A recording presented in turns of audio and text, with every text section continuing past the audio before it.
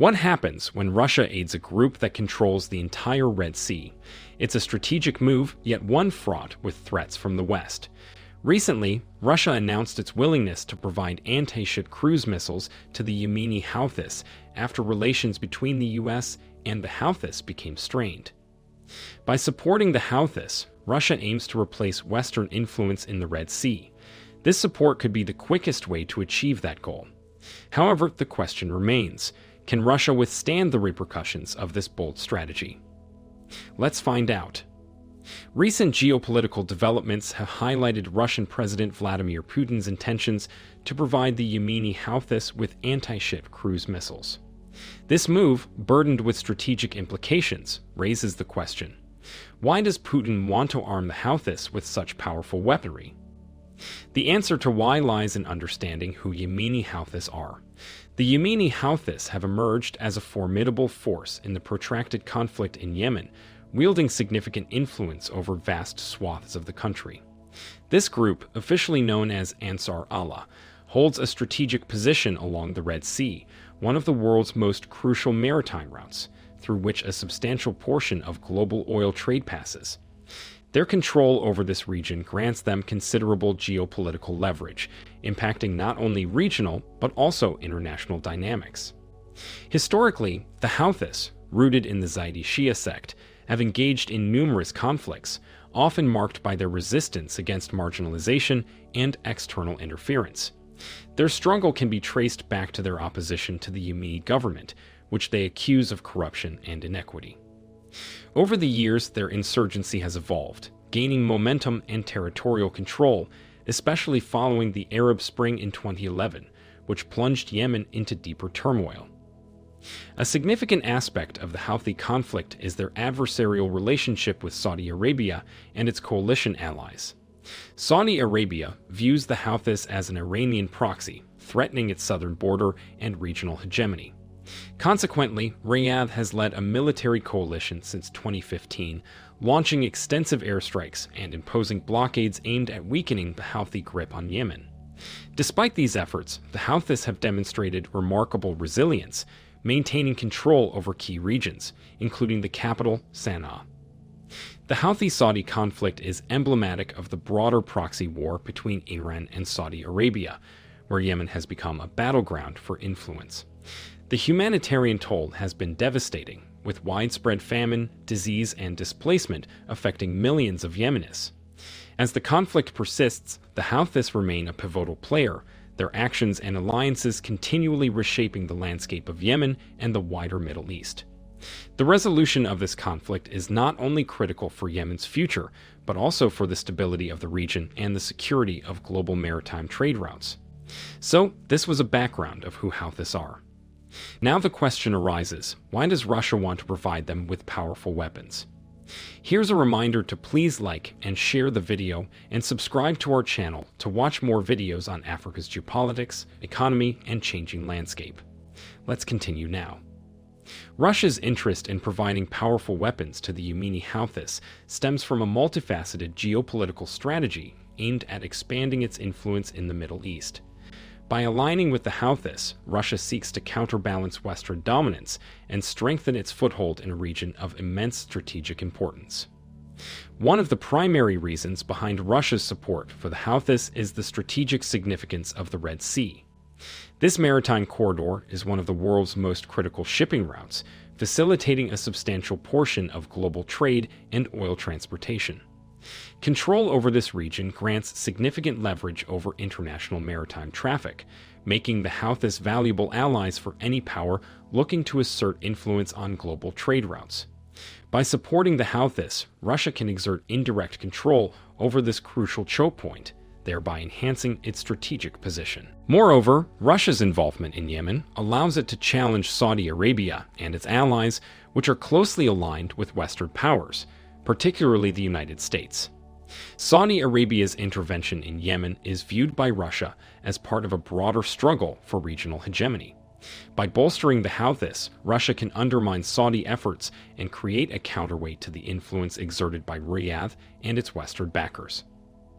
Additionally, Russia's engagement with the Houthis is a part of its broader Middle Eastern strategy, which includes building alliances with non-state actors in countries that are adversaries of the West. This approach enables Russia to diversify its influence and establish itself as a key power broker in the region. Supporting the Houthis allows Russia to project power, secure its interests, and gain leverage in negotiations on a range of issues from energy markets to security arrangements. What else will come along with Russia's help to the Houthis? Russia's support for the Yemeni Houthis extends beyond merely supplying powerful weapons. It is part of a broader geopolitical scheme aimed at strengthening the axis of resistance, an anti-Israel and anti-Western coalition that includes key players like Iran, Hezbollah, and various militias across the region. This alliance is crucial for Russia's strategy in the Middle East, as it seeks to counterbalance Western influence and solidify its role as a dominant power broker. By providing the Houthis with advanced weaponry, such as anti-ship cruise missiles, Russia can significantly enhance the military capabilities of this coalition. These missiles can pose a substantial threat to naval operations in the Red Sea, disrupting critical maritime routes and potentially deterring Western and Saudi interventions. This not only fortifies the Houthis' defensive and offensive capacities, but also indirectly bolsters Iran's strategic position, given its support for the Houthis and shared interests in countering Saudi and Western influence. Moreover, Russian assistance can come with various forms of military and logistical support, including intelligence sharing, training, and technical assistance. This comprehensive support can improve the Houthis' operational effectiveness and resilience, enabling them to sustain prolonged conflict and exert greater control over Yemen. Enhanced capabilities would allow the Houthis to more effectively challenge Saudi-led coalitions, contributing to a more prolonged and costly conflict for Saudi Arabia and its allies. Furthermore, Russia's involvement with the Houthis is likely to foster deeper political and diplomatic ties with other members of the axis of resistance. This interconnected support network can facilitate coordinated actions and strategies across the region, creating a more unified front against common adversaries.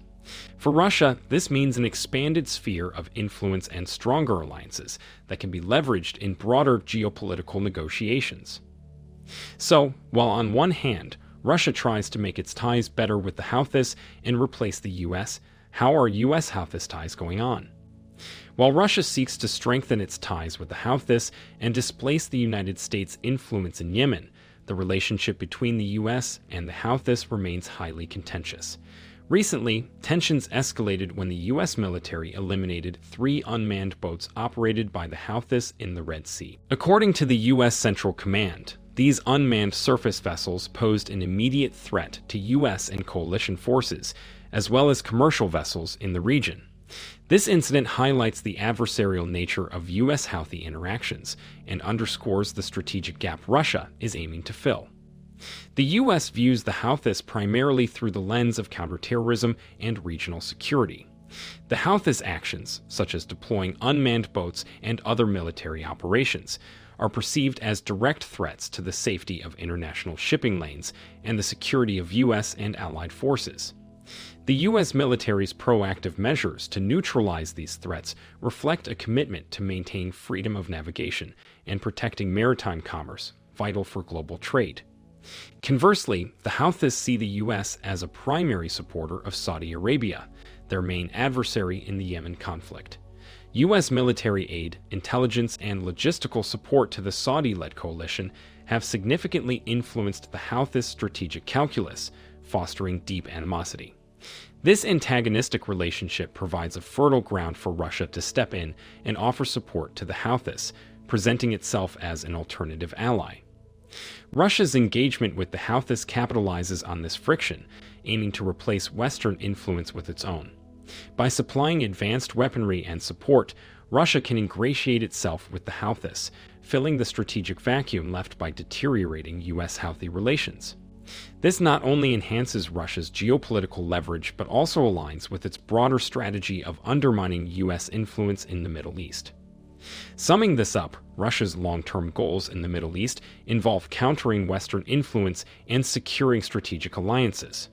By arming the Houthis, Russia aligns with its broader geopolitical strategy, aiming to enhance its position in the region and potentially reshape the balance of power.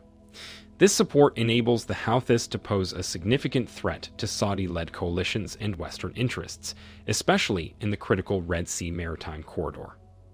Do you think, at this high time, the U.S. would want to make its ties better with the Houthis?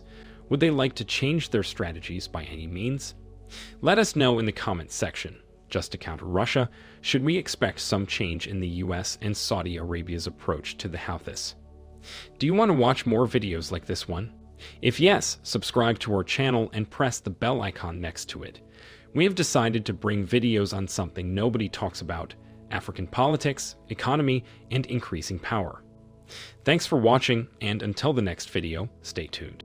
Tell us what you think in the comment section. Like and share the video, and subscribe so that you don't miss any of our African videos. It's the best way to support us.